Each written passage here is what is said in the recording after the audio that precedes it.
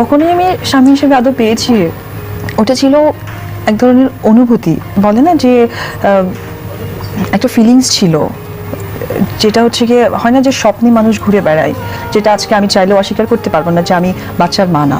আমার আর সাকিবের বিয়েটা, আমাদের বাচ্চা হওয়ার আগ মুহূর্ত পর্যন্ত ওটা একটা স্বপ্ন ছিল।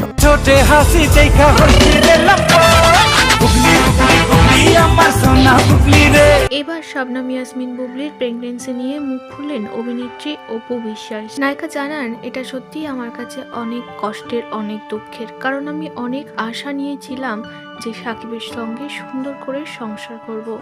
যখন আমি সবটা করেছি আর তারপর যখন সবটা প্রকাশ এলো, তখন যেন সুখটাই খুঁজে পেলাম না।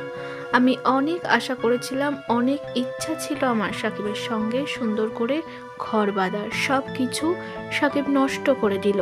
যে আমাকে এত ভালোবাসে, আবারও সেটা প্রমাণ করিয়ে দিলে।